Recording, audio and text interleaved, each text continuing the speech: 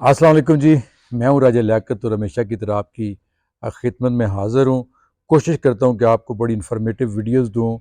आज मैं जो बात करने लगा हूँ अफ़गानियों के हवाले से है, जिनके बारे में डेडलाइन दी गई है 31 अक्टूबर, और बड़ा दावा किया जा रहा है कि जितने भी इल्लीगल यहाँ इस मुल्क के अंदर हैं सबको यहाँ से निकाल दिया जाएगा, वो ये कर दिया जाएगा, वो कर दिया जाएगा। एक तो ये खबर देनी थी आपको। दूसरा, मैंने चंद दिन पहले मे फेयर के हवाले से एक हाउसिंग प्रोजेक्ट है उसका मैंने किया था, तो उन लोगों ने रब्ता किया, उसके बारे में आपको बताऊँगा। और तीसरी बात ये कि इस वक्त जो पाकिस्तान है जिन मुआशी हालात से गुज़र है, थोड़ी-सी बात उस पे करेंगे। पहले हम इसी पे बात करेंगे कि डॉलर अब तकरीबन यूँ समझें कि 30-35 पे नीचे आ गया है, लेकिन वो जो कीमतें रेज़ हुई थी मुख्तलिफ़ जगहों पे, वो वापस नहीं आई। पेट्रोल की कीमत भी उसी तरह ऊपर है, और जो खाने-पीने की अशिया हैं वो भी उसी तरह ऊपर हैं। फ्रूट तो अब गरीब बंदे के और उसके बच्चों के लिए खाना जो है तकरीबन नामुमकिन हो गया है। तो ये समझ नहीं आती कि जब आलमी मार्केट में तेल की कीमत बढ़ती है तो हमारे यहाँ उसके असरात पहुँचने से पहले ही कीमतें बढ़ा दी जाती हैं। लेकिन जब कीमतें कम होती हैं या डॉलर का रेट जब नीचे आता है तो फिर उस हिसाब से अब कहा जा रहा है कि 38 रुपये जो है पेट्रोल वो शायद 15 तारीख को, लेकिन ये जस्ट ये कि अभी रूमर्स ही हैं, इस पे पता चलेगा 15 तारीख को जब कीमतें दोबारा इसकी की जाएंगी। दूसरी बात जो मे फेयर के हवाले से वो ये था कि उन लोगों ने, जो मलक शाम साहब हैं, उन्होंने मेरा वो वीलॉग देखा और मुझे उन्होंने रब्ता किया, फिर तमाम एनओसी मुझे उन्होंने भेजे जो कि मुख्तलिफ इदारों से उनको दिए गए। उन्होंने ये क्लैरिफाई किया कि ये जो हमारा प्रोजेक्ट है ये हाउसिंग सोसाइटी नहीं है, बल्कि ये 1 बेड 2 बेड 3 बेड के विलाज हैं जो खानपुर डैम के एरिया के करीब हैं। और वो एनओसी उन्होंने भेजे हैं और अपनी वेबसाइट का लिंक भी भेजा है कि आप इस पर चेक कर सकते हैं। तो अगर मुझसे कोई इस हवाले से मैं समझता हूँ कि अगर कोई मिस्टेक हुई है अपने व्लॉग में तो मैं उस पर माज़रत ख़्वाह हूँ। लेकिन जो बैनर्स लगे हुए थे वो बैनर्स ये बता रहे थे टीएमए खानपुर की जानब से ही कि ये जो मे फेयर है ये इलीगल प्रोजेक्ट है और कोई भी इसमें अपना जो है वो इन्वेस्टमेंट ना करे। तो उसके बुनियाद के ऊपर ही जो इस्लामाबाद के अंदर एडवर्टाइजमेंट हुई थी उसको बुनियाद बनाया था, और मैं ये बाकायदा जो कमिश्नर हैं और सीडीए के चेयरमैन भी हैं कैप्टन वारुल्लाह खान साहब, उनके मैंने नोटिस में बुलाया था और उन्होंने इंक्वायरी की, यकीन दहानी भी कराई थी। एक तो ये क्लियर करना था। तीसरी जो सबसे इम्पोर्टेंट बात करनी है आज, वो अफ़गानियों के हवाले से है, जिसमें वज़ीर दाखिला और बाकी जो जितने भी स्टेक होल्डर्स हैं वो ये कह चुके हैं कि किसी भी हाल में जो इल्लीगल इमिग्रेंट्स हैं पाकिस्तान के अंदर उनको नहीं रहने दिया जाएगा। अगर वो ये 31 अक्टूबर तक नहीं जाएंगे तो उनके खिलाफ ना सिर्फ मुकदमात दर्ज होंगे बल्कि उनकी जो प्रॉपर्टीज़ हैं उनको भी जब्त कर लिया जाएगा भाग सरकार। लेकिन क्या ये करना इतना आसान है? ये मेरे ख्याल में बहुत मुश्किल काम है। उसकी वजह ये है कि जो माइग्रेंट्स होते हैं उनके कुछ कवानीन हैं जिसको बाकायदा यूरोपीय यूनियन और बाकी जो आलमी इदारे होते हैं वो उनको मॉनिटर कर रहे होते हैं। जब आपके बॉर्डर में कोई आ जाता है तो फिर उसको निकालना इतना आसान नहीं होता, और ख़ास तौर पर अफ़गानिस्तान के लोगों को आप कैसे निकालेंगे? आप अगर उनको डिपोर्ट किया जाता है, अक्सर दुनिया से डिपोर्ट किया जाता है, तो क्या आपके पास इतने वसाइल हैं, इतने जहाज़ हैं कि लाखों की तादाद में जो आपके पास ये इल्लीगल इमिग्रेंट्स हैं उनको आप यहाँ से अफ़गानिस्तान भेज सकें? क्या आपके पास इतना पैसा है कि एमिरेट्स या दूसरी जो एयरलाइनें हैं उनको आप इतना पैसा पे कर सकें कि उनको वापस भेजने के लिए? और फिर अभी जो एक मीटिंग हुई है जिसमें आरपीओ रावलपिंडी, आईजी इस्लामाबाद और आईबी के लोग और एफआईए के लोग ये सारे उसमें बैठे हुए थे, तो इसी पे गौर हो रहा था कि इसको कैसे किया जा सकता है।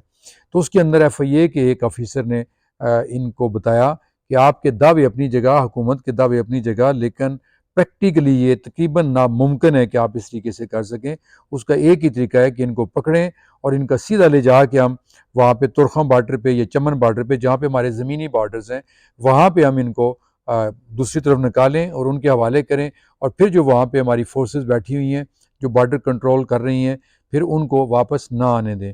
लेकिन साथ ही दूसरी तरफ ये भी है कि अगर आप क्या करेंगे उनका, जिनके बच्चे यहाँ पैदा हो चुके हैं, जिनकी पैदाइश यहाँ पे है, जिनके आईडी कार्ड बने हुए हैं, जिनकी प्रॉपर्टीज़ हैं, जो स्कूल कॉलेजेस में पढ़ रहे हैं पाकिस्तान के अंदर, उनको आप कैसे निकालेंगे? क्योंकि ये जो करना होगा आपने, 31 तो बहुत दूर है, आप पे बहुत जल्दी ये प्रेशर आ जाएगा, बैनुल-अक़वामी इंटरनेशनल प्रेशर आ जाएगा। जो इमिग्रेंट्स, आपको तो इतनी बड़ी रकम मिलती है मुहाजिरीन के चक्कर में, जो इमदाद मिलती है वो मुहाजिरीन को तो मिलती नहीं है, वो कहाँ जाती है ये तो हुकूमती इदारे बताएंगे कि वो कहाँ जाती है। बताएंगे क्या, वो खा जाते हैं, सबको पता है।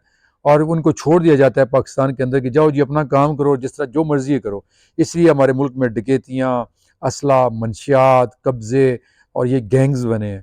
डकैत जो गैंग्स बने हैं, जब भी पकड़े जाते हैं उसमें अक्सरियत जो अफ़गानों की निकलती है। तो ये हुकूमत की, मतलब वो अपनी गलत पॉलिसियाँ हैं पिछली हुकूमतों की भी और यहाँ जो अभी मौजूदा सेटअप बैठा है वो भी, और जो मुतलका इदारे हैं वो सब के सब, वो सारे ज़िम्मेदार हैं। तो ये जो एक प्रोपेगेंडा किया जा रहा है ये बिल्कुल नामुमकिन है। हाँ, उसका एक फ़ायदा ज़रूर हो रहा है, वो हो रहा है पुलिस को, पंजाब पुलिस को और इस्लामाबाद पुलिस को। अफ़गानियों की पकड़ धक्कड़ के चक्कर में दिहाड़ियाँ लगाई जा रही हैं, लाखों की करोड़ों की दिहाड़ियाँ लगाई जा रही हैं आजकल। और पकड़े सिर्फ कौन से जा रहे हैं? वो जो गरीब खैमा बस्तियों में बैठे हुए हैं, या कोई रेहड़ी लगा के बैठा हुआ है, या कोई छोटा मोटा काम कर रहा है।